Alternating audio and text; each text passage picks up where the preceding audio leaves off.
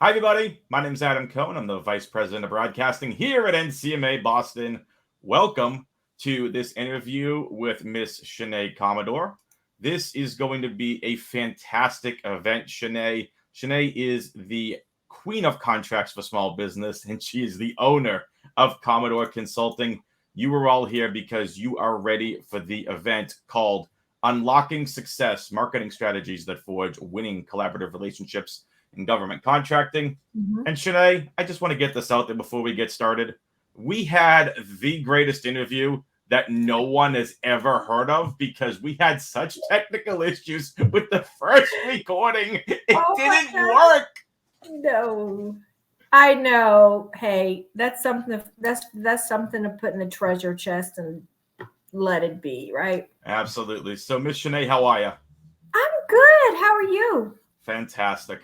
Good. Well, let's talk a little bit about you before we get into the event. So, tell us a little bit about yourself.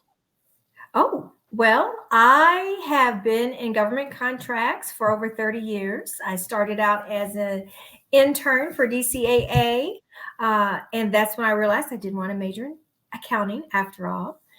However, I still wanted to be a lawyer at that time. So, my next intern, I was an intern at Wright-Patt Air Force Base Medical Center while I was a student at UD in Ohio. Go Buckeyes!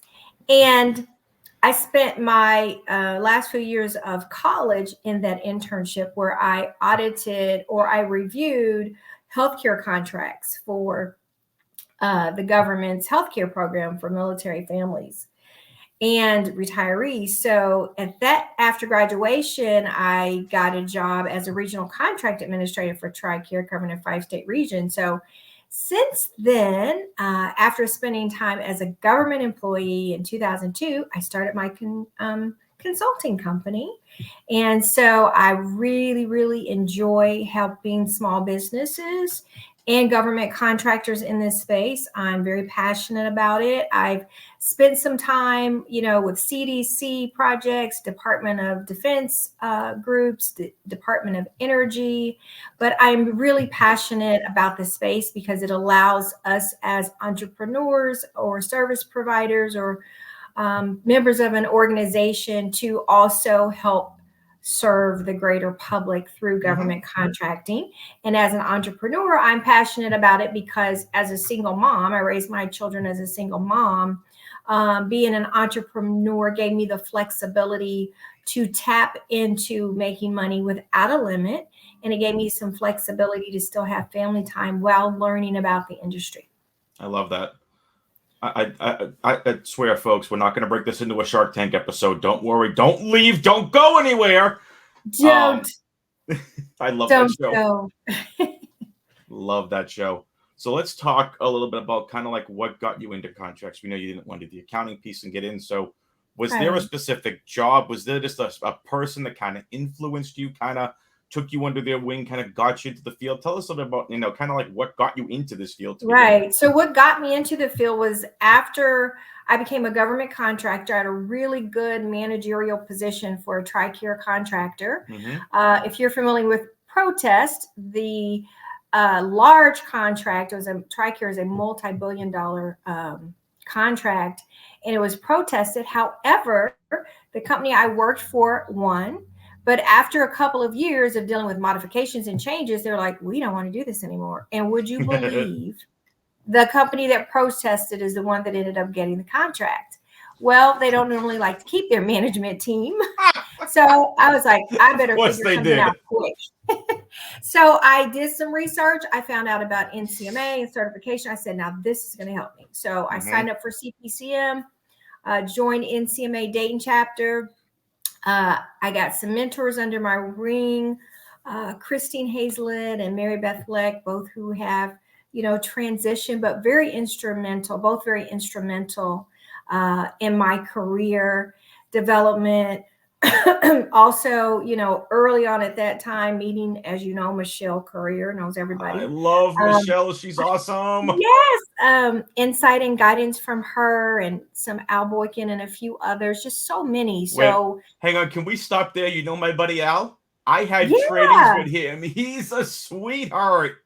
Yes. So, I just was really fortunate finding out about NCMA and joining, and I started participating at the Dayton chapter and learning about the profession. I was like, oh, this is something I really want to do. I enjoyed it. I was still Yep. able to have some numbers, cost and price analysis. But for me, the better part was analyzing business trends and market conditions to make sure I put together good project requirements for the bid. So I was like, this is cool. I can do business, I can have numbers, I can be a part of legal reviews and not go to law school and still make decent money. And so here I Mm-hmm. am. I still might go to law school, you never know. There But you go. It's nice not to drop the 200 to 300,000 up front to go to law school. yeah, that's the preference. But so I just really enjoy the profession. It's taken me on a wonderful trajectory Mm-hmm. in the government and commercial space. I've given congressional testimony before as a small business advocate in procurement for the security industry. I have surprisingly enough, I had a program with someone that actually worked for Shark Tank for diversity. Well, So that's I was cool. able to participate with some programs there and actually present to some of that audience as to a way to diversify their portfolio with government contracting. And it keeps me, contracts are not the same. So I'm always learning. And that's the fun Mm-hmm. part for me. And it's developed a lot of other skills like negotiations, communication, writing, speaking. So it's something that I really enjoy and I'm passionate about. And also for fun, I'm an actor. So all of that seems to work together. I love it. Yeah. So let's just kind of narrow down like everything you just went into. What is, if I know this is tough to ask of anybody, there's one thing Mhm. in contracts that you particularly really like. What is that aspect? I would say it's having to learn about the marketplace. I really, really like that because if I don't understand what's happening in the marketplace in different industries, I'm not going to be successful in helping an organization reach their desired outcome through the contract.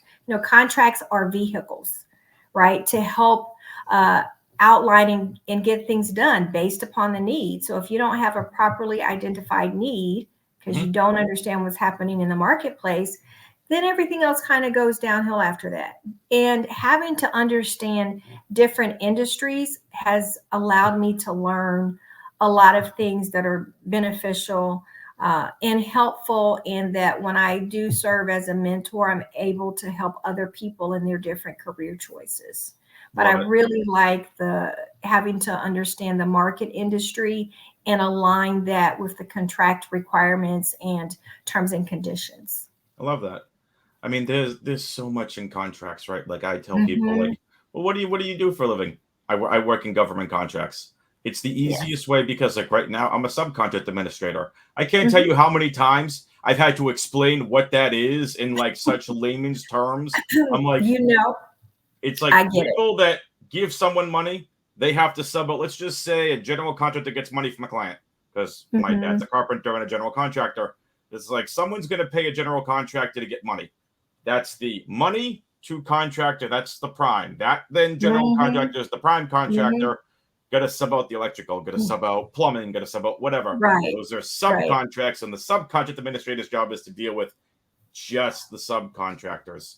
And for Mm-hmm. small business, as I'm sure Oh. you're familiar with, SIPR Mm-hmm. contracts and heck, just the Right. money Right. alone. I joke it's like I manage multi-million-dollar government contracts.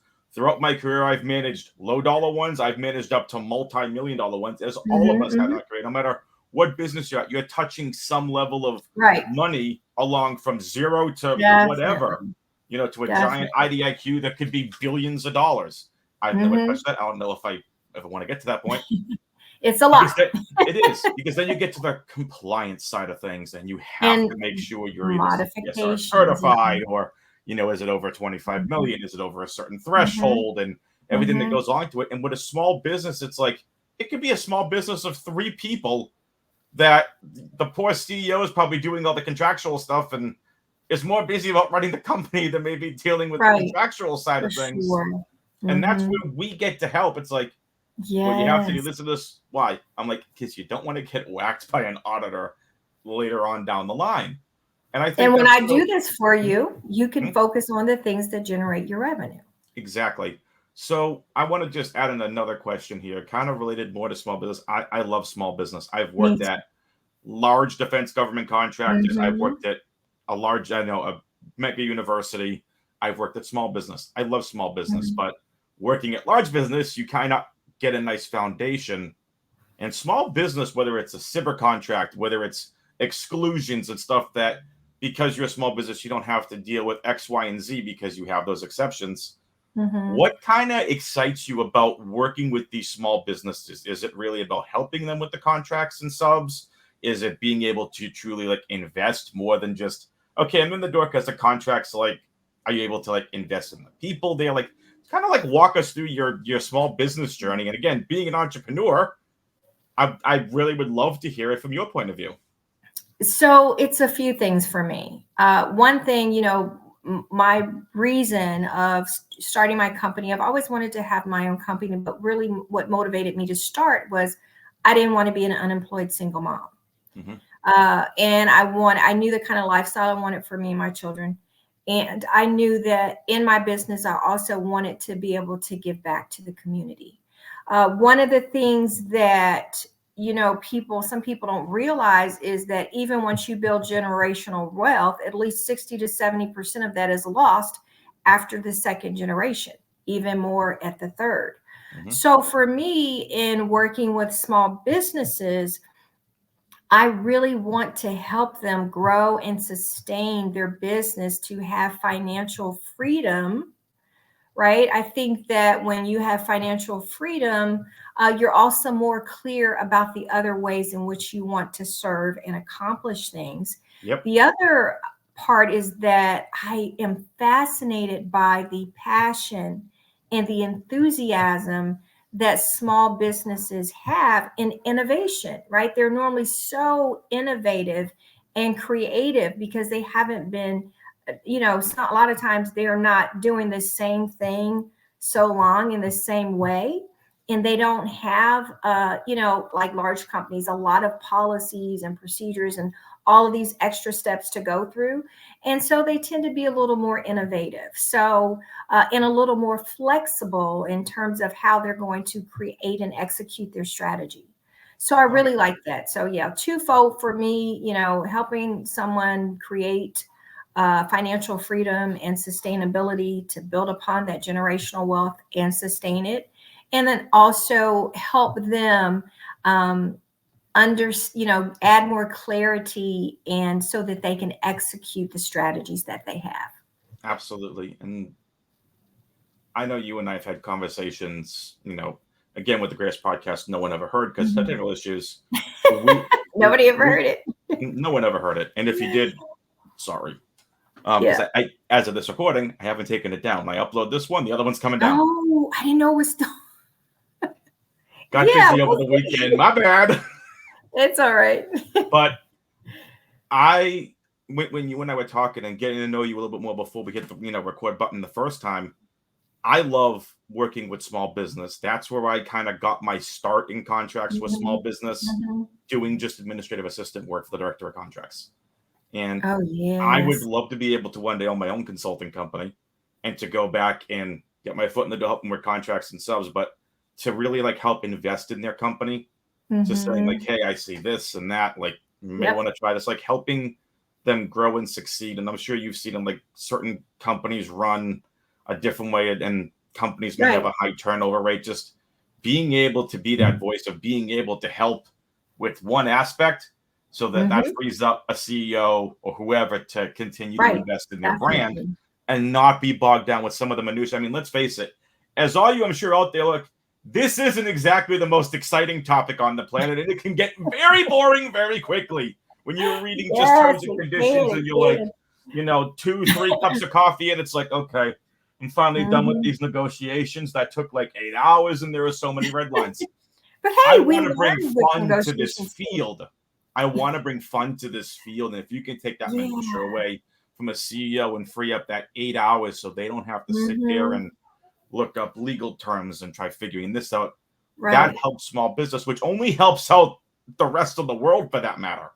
Right. And small businesses are vital to growing our industrial base and creating jobs. 100%. 100%. Yep. So let's shift gears from small business into NCMA. Okay. You mentioned you worked with them before. You mentioned you went for your CPCM. So let's talk a little bit here about NCMA. So have you been involved with NCMA before? Yes. Yes. What do you like about NCMA? We said a lot of names. I heard Michelle's name and all that other stuff. So what's something specific you really like about NCMA? Is it the training, continual learning, the workshops? Right. Like, It's all what of kind it. The training, the learning, the networking, the true friendships that are built. I've had my CPCM since 98 or so. It's been a while. When I took that exam, it was all essay, written, 6 hours. You waited for months for a committee to review it and grade you and etc. So it's been a while. What I really like about NCMA is the learning, but it's true relationships. It's people that are dedicated to the profession who genuinely want to help other people in the profession and work together. It's collaborative, and it is a really wonderful thing. Now there's the CMLDP program for, the leadership development program. Fantastic program for leadership. That thing is booming. Outstanding. And I wish it was around when I started, but great programs like that, lots of great people, so many great people to name, and people that just getting to know or building relationships and reaching back and helping other people that want to grow, not just in their field, but in leadership. I was on the education committee in the Dayton chapter. When I moved to Atlanta, I was vice president and president of the Atlanta chapter. I then, was on the national board of directors and advisors. And then I've had the opportunity to serve as, one of the mentors for the CMLD program. And it's great to see people that have participated in that program doing great things and still having a genuine connection and intentional effort to help other people, like Demetrius Cottrell, Janelle Taylor, fantastic. just so many different people. Yep. I think so. I really like the genuine, authentic relationships that are built as you're learning. You never know who you're going to meet at an NCMA event. Never know. That way. I think I actually met Demetrius at GCMS last year. I'm sure, because he's a true networker. He was bouncing around with a big smile on his face all over the place, making connections. Yep. So again, this is why, we just had our annual March workshop. That was our 63rd annual event. NCMA Boston is the oldest NCMA chapter. Oh wow! And I know there's your fun fact of the day and some bar trivia for you. That'll probably win you around. Kidding. Please don't do that. And Allie, you have Allie there, and Russ. Yep. Great people. I used to work with Ellen Kelly back in the day. She's an absolute sweetheart. So let's turn now to the event. Why everyone's here and why everyone's still listening. So let's talk about this event and what can people expect to learn during this event. Well, business, like friendships, is all about mutually beneficial, and it has to be mutually beneficial and valuable. And it requires collaboration from buyer and sellers, government and contractors. So we're really going to discuss, what kind of activities and strategies can you put in place to build those relationships so that you're more successful. We're all more successful in collaborating as teams to providing innovative solutions in this space that we work in. We see a lot of that now in these different government organizations. They're putting together, pitches and contests and these accelerator programs and these labs. Collaboration is extremely important. The government needs the expertise from the industry. The industry is happy to provide that once once they understand the regulations and the environment in which they Hmm. work. So it's important to understand, how can I take my marketing, what I know about the market and what I know about the government, to create these collaborative strategic relationships. And marketing strategies are one of the tools to do that. And so that's what we'll be talking about. What kind of content or other things can I do to bring awareness through a marketing perspective to build and foster these relationships and nurture them? I love it. So let me ask you this question as we build off that Mhm. for this. What do you think the next big thing in contracts is? I definitely believe that the next big thing is AI, artificial intelligence. Hmm. I am near completion of my certification in AI. It's something I started because of that.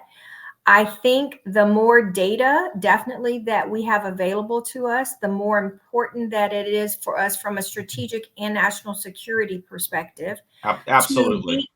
be able to gather and review that data in an efficient and an effective manner.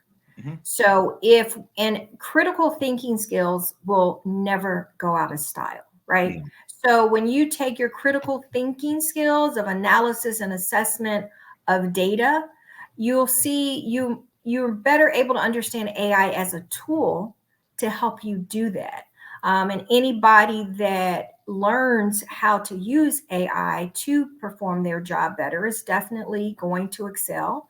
And I think as long as we learn how to use AI in a fair and equitable manner, um, that we'll be in a better place in terms of how fast and quickly we're able to learn. A lot of people, you say AI, they say Chat GPT. Well, what That's the is big one. right? That is one of several different things, right? But GPT is generative, pre-trained, transforming, right? Mhm. Taking all of that data. So every time you use Chat GPT and ask it a question and it goes out there and finds the data, it's building upon that and it's learning more and more as it goes through that. So I think from a government perspective, it's definitely the next big thing. And we have to figure out what kind of tools to put around that so that we can build that data in a safe environment and protect it, right? So cybersecurity is a big thing. I was I going to think lead that, into that. Yep. yes, I think that AI um, can help us in that perspective. But, I we wonder if have we're to going to need govern. cybersecurity defense in AI. Yes. This the entire AI in and of itself is fascinating. Like when I think AI, Mhm. I think Ultron, just because I'm a big Marvel fan, and the Right. world does not need to create Ultron. But AI in and of itself can be really fascinating. Already got resume Mhm. builders out there. You don't typically Mhm. think of that as AI because everyone thinks, oh, ChatGPT is doing its thing. There are so many different types of AI Yes. that you don't Yes. necessarily. ChatGPT did a wonderful job at marketing and blitzing the market. Congrats. There was so many other ones out there that people Yes. don't even know about. And I do think if we can find the right one, and you and I got to talk out, off stream here, because I've already got a couple of ideas for it. It would Mhm. not surprise me in the next 5 years, we have a contract management AI tool that's going to be industry standard. Would not surprise me with the way this thing's blowing up. Mhm. Right. And it's about, creating and setting up a framework to gather and house that information in a secure place, particularly for the government, because Hmm. clearly there's information we can't just go out and put into the open public source of Chat GPT that it builds upon. So I Right. think it's the next big thing. And in addition to that, the government's going to have to move faster on creating the unit or the technology that's going to house and store the information that they're going to build off of. Again, GPT, generative pre-trained transformer. What technology device are we going to capture and store the government information on to help continue that ongoing flow of creating output? Yeah. I kind of got lost in hearing government and fast in the same sentence. um, which is just like we work in this field, and if you work with government contracts, some don't really move as fast. But Mhm. anyway, I digress. Let's wrap this up here. Is there anything else you'd like to share before we get in? Before we see you at the webinar? Just stay open for something new, stay open for trying things.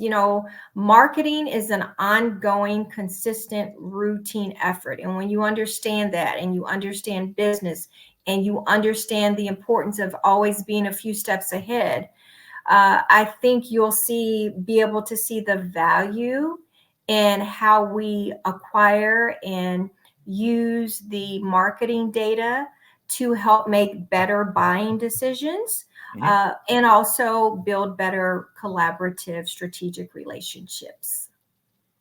Excellent. Well, the event is called Unlocking Success: Marketing Strategies that Forge Winning Collaborative Relationships in Government Contracting. Wednesday, April 17th. Almost said the 18th. Wednesday, April 17th, 2024, from noon to 1:30 p.m.